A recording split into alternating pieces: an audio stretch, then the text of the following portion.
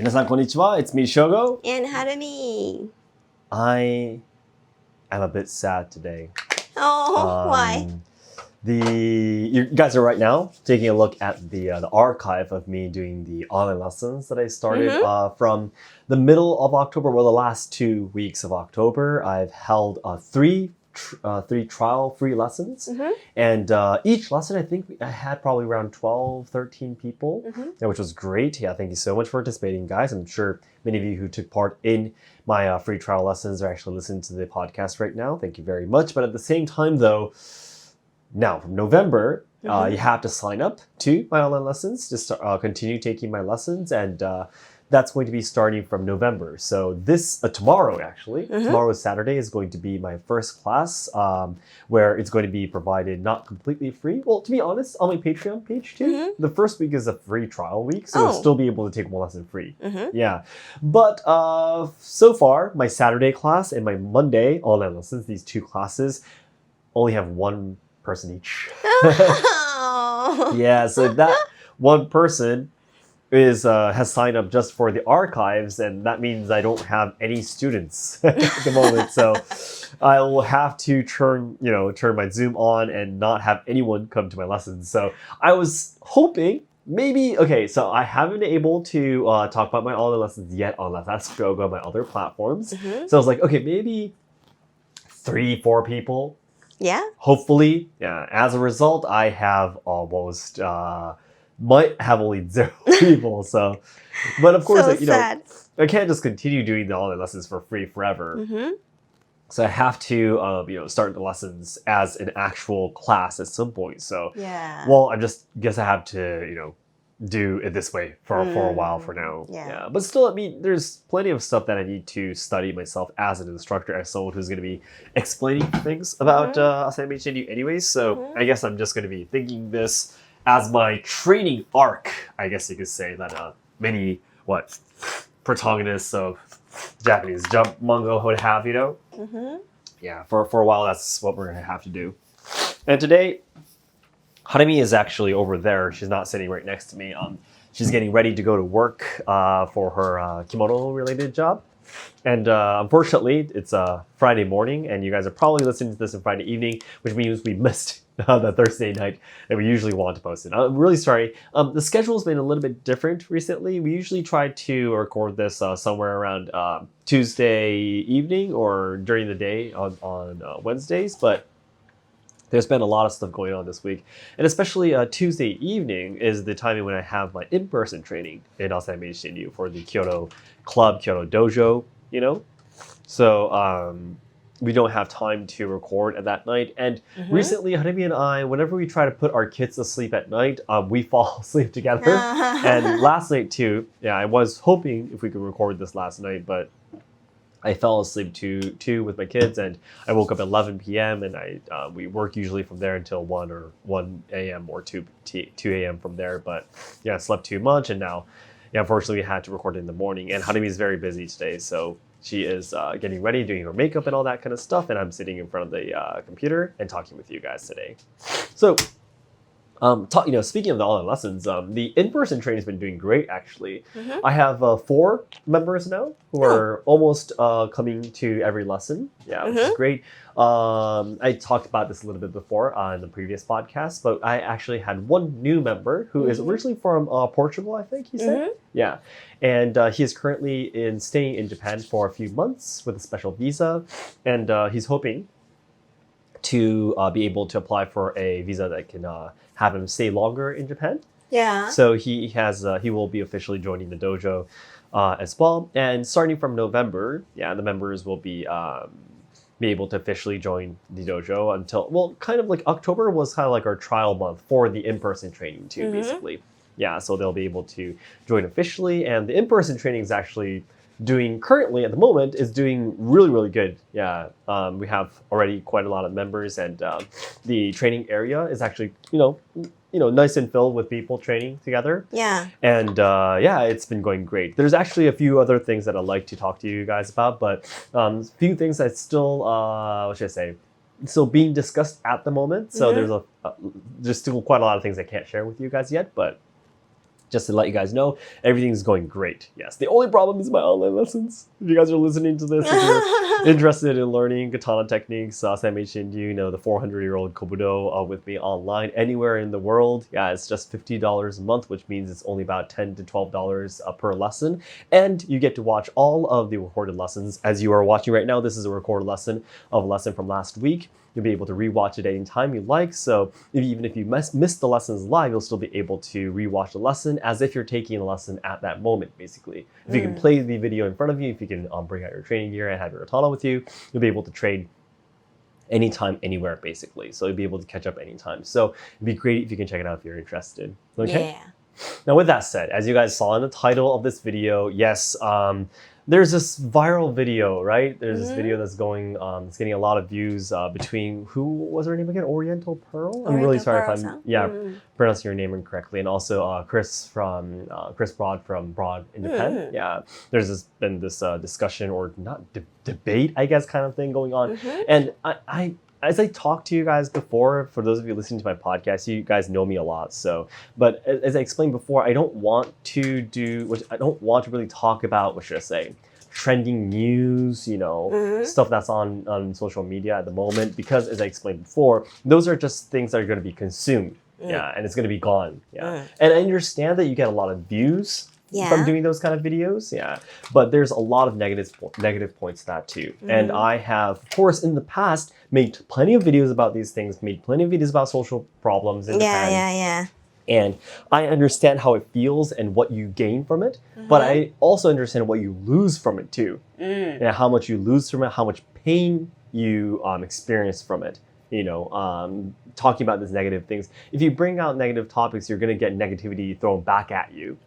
So I understand these things. And the reason why I'm still talking about this is because I probably had over 15 to 20 people contact me about this thing, about this topic, you know? And everyone's like, Shogo, what are your thoughts on this? What do you think as a Japanese person living in Japan, and so on and so forth? And do you guys know about this topic? If I can briefly explain it to you guys, there was a YouTuber called Oriental Pearl. I'm really sorry if I'm pronouncing her name incorrectly, but she was, Hanami and I watched it just really recently, but she was walking through some of the city, some parts of Tokyo, and she was introducing, like, okay, there's a lot of graffiti here, the walls and everywhere, like the ground, and there's like a lot of bicycles that are parked illegally, and you know, Tokyo is becoming more and more messy and dirty, and it's getting more dangerous. And basically it's like a 10-15 minute video where she just walks around everywhere, and she introduces these places that she feels have become filthier in the past few years or very recently. And then the very famous Chris Broad from Broad in Japan reacted to this video. I saw his comment on her video as well, and he said this is probably the most ridiculous video I've seen in a long time. And saying that these, for example, graffiti or these filthiness or dirtiness of Japan has been here for a very long time now. And it's not like it suddenly became very worse. You know, you're portraying Japan in a very incorrect way, basically. And it seems there was some, debate between the two. There was some maybe a little more negative, communication conversation between them. It seems I have not seen everything. I don't want to receive so much of the negative, energy vibes at the moment. So I have not watched everything, to be honest. But that's what's basically happening. Now, with that said, what Chris Broadson said was that he said that he understands that this sensationalism, basically talking about something as if it's all about Japan, and saying that, oh, it's getting worse, it's horrible, this world is collapsing, kind of thing, gets you more views, gets you more money, and all that kind of stuff. But at the same time, though, you really have to see what's happening in reality, and he's been basically warning people that when you see social media, when you see or any media in general, you have to be very careful what you consume, what you understand from these information, all that kind of stuff. And a lot of people were cheering him on. And the comments were, people were like, oh yeah, go Chris Broad, all that kind of stuff. And so that's basically what happened. Okay? That's like the summary of what's recently happening. It seems. I don't know everything about it, to be honest. Now, with that said, because again, so many people have been asking me about this, I'm going to be talking about this only in this podcast. I know not many people are going to be listening to this. Only my closest friends, you guys, are listening to this, right? So with that said, now there's a few things I want to say. Yeah. Number one, media in general, regardless if it's an individual doing it, regardless if it's a company doing it, the media has been that way, and it will be that way from now on forever. Yeah. Yeah. So what media wants, is views. They want more time from their consumers, and so they would make these topics look more. They would exaggerate these things, and this is what sensationalism again. That's gonna happen. That has happened throughout the whole history of media itself. Mm-hmm. Yeah. Let's say I was talking about this with Harumi, but it could be anything. In this case, we're talking about Japan, right? Mm-hmm. You could say, oh, there was a poisonous, food or whatever ingredient found in this whatever dish in China. China's a pretty big country. Which part of who are you talking about? There's quite a lot of people living there, and the media makes it sound as if every food in China is poison. Yeah. Like, no, of course not. Okay, every people in Korea hates Japan, or every Japanese people hates Korea, kind of thing. Oh, yeah. It's been that way forever, basically. It's been that way, since it started, and it will be that way forever from now on too, because that's what gets more views. Yeah, that's the whole goal. Okay. So I don't think it's something that just happened recently, but it's something that we people who are the ones who are going to be, consuming these information needs to understand. So whenever, well, at least me, I don't want to be, what should I say, being a teacher to anyone, but whenever I see any news on anything, I always try to have half my head, of course, tries to understand and the information that's being brought out, and half my brain is always thinking, okay, so why?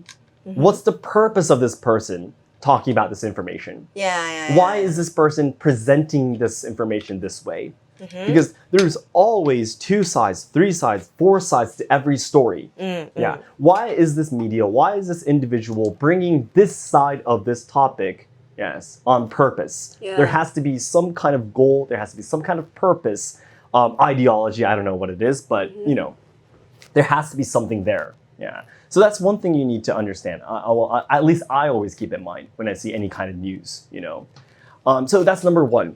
Media has always been that way, or always will be that way. Yeah. So we always have to be very cautious. We have to always be wondering, okay, why is this person talking about this in the first place, kind of thing? What do they want us to feel and believe in, and all that kind of stuff.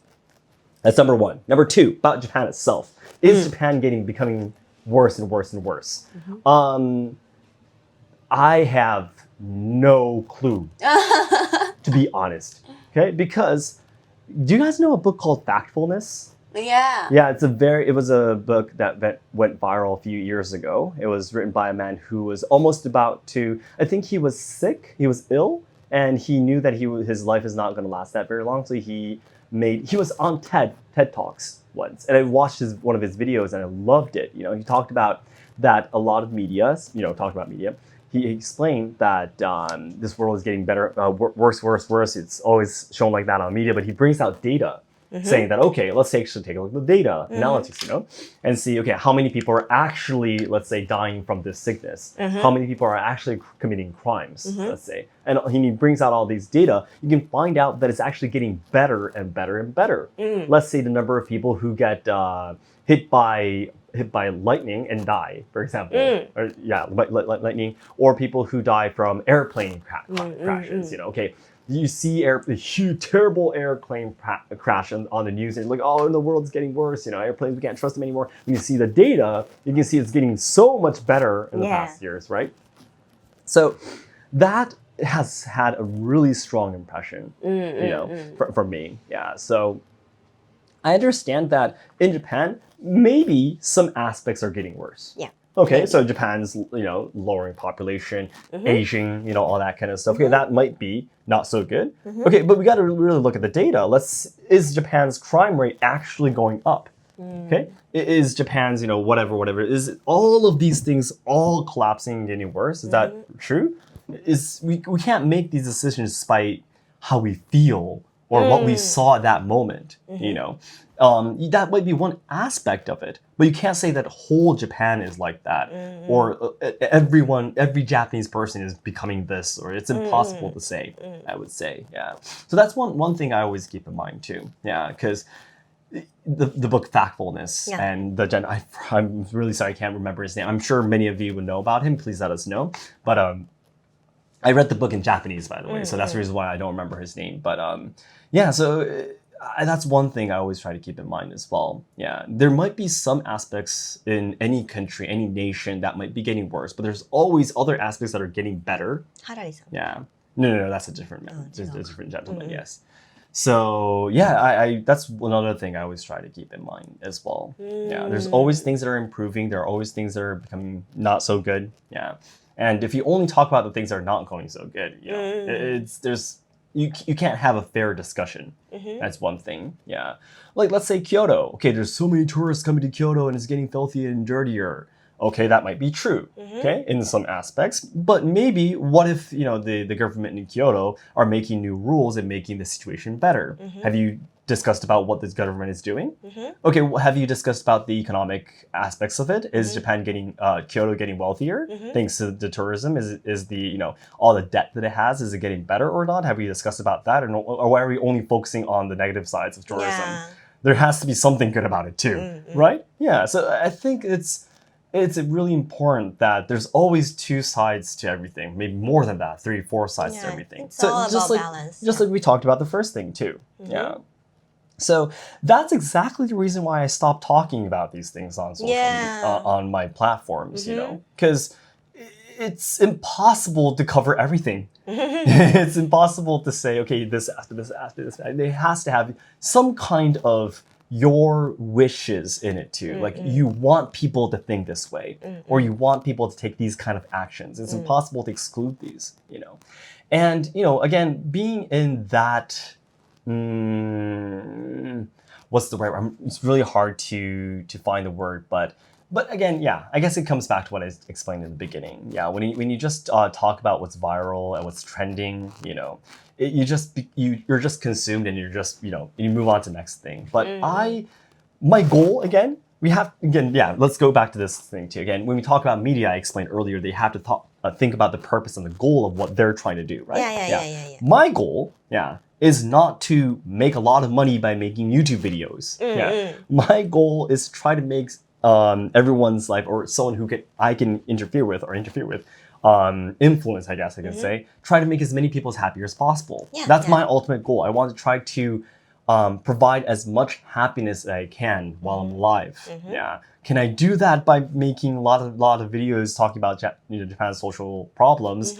I think I can, you know, think of a lot of people who are already doing that. I'm not going to be joining them, you know. So when I got to that, I'm like, what can I do? And what I love is Japanese traditional culture. Yeah. And what's lacking right now is the amount of people who can actually, you know, spread what's really great about Japanese traditional culture, you know, what's really in the core of its teachings, you know, in the culture and the history. Yeah. That we're definitely lacking. Yeah. And understanding that, training in that, learning that, I personally feel, because I became so much happier, you know, in various ways, thanks to training in these things, learning in these things. And I really am hoping, I really think that there will be many people who benefit from these things, you know? I talked about this before, but traditional culture, you know, especially Japanese traditional culture, when you start learning about it, there's more and more to learn, and it's endless. Yeah. So there's always something for you. Do you have a purpose? You know, you have a goal,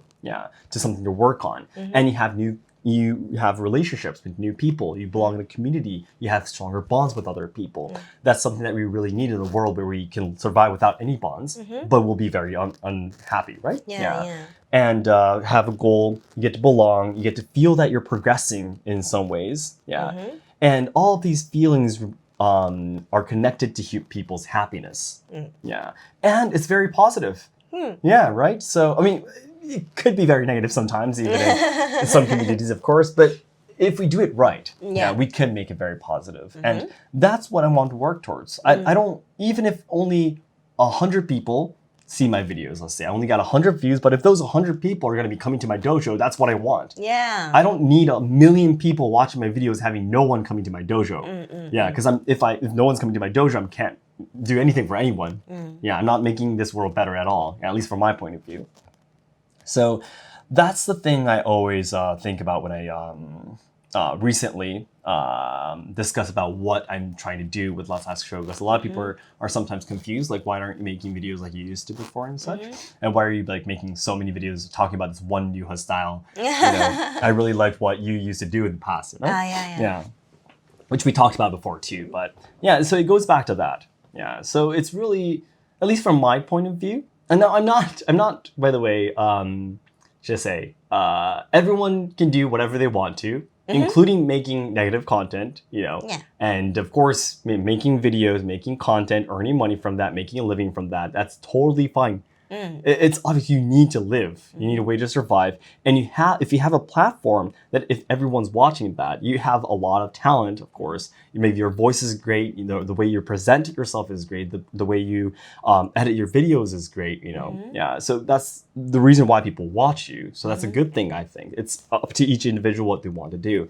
What I'm trying to say here is that's not what I want to do now. Yeah, I don't need 10 million people subscribing to my channel. I only need 500 people subscribe to my channel. And among those 500 people, I just need 10 people to come to my tea room, for example, and experience my tea ceremony in the future. Yeah, exactly. So that's the thing. Yeah, and if I can make those people happy, that's my goal of my life. Yeah, not to have a few million people watching my videos and just, you know, swiping through my content, but actually, you know, knowing their names, knowing their backgrounds, knowing their situations, and that's what I want to have now. Yeah.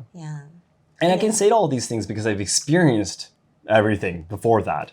You know, making videos and, you know, all that kind of stuff. So when we aim to the more subscribers and more views, it tend to the topics tend to become really negative. Yes, because exactly. Negative topics are really gain views easily. Yeah. So and we didn't like that. No.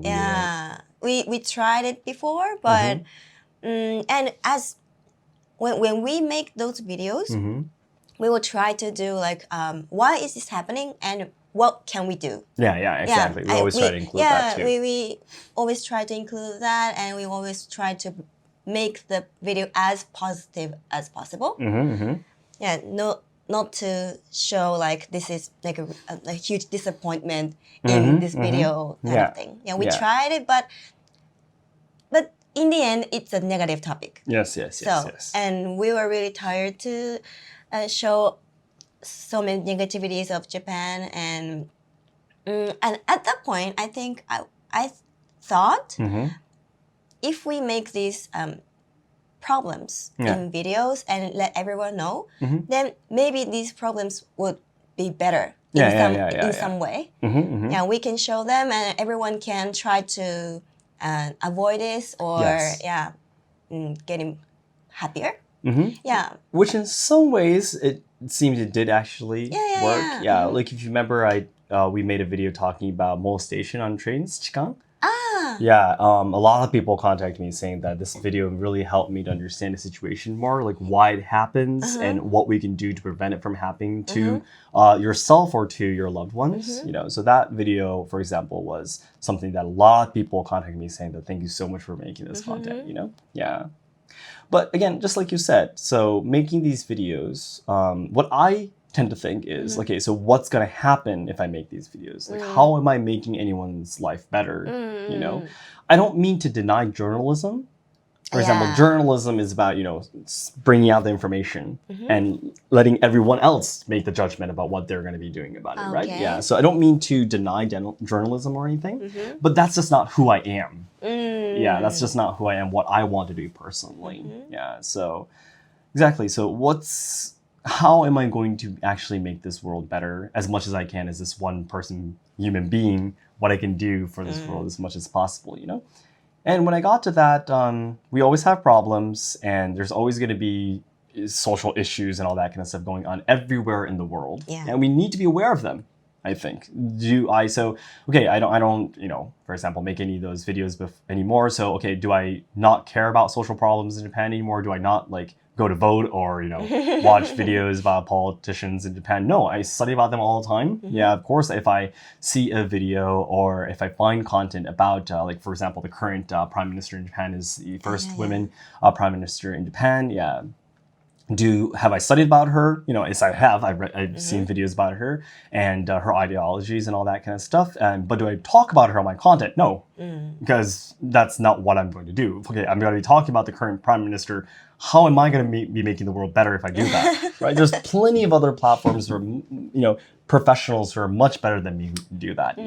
Yeah. What I'm passionate about is what I train in right now. Yeah, Asayama Ichiden-ryu in tea ceremony, no theater, and I understand the benefits and the happiness that these things can bring. So that's what I want to promote in this world now. What we want to do is make using the traditional cultures to make a bond with each other. Yes. So that makes world beautiful or makes everyone happy.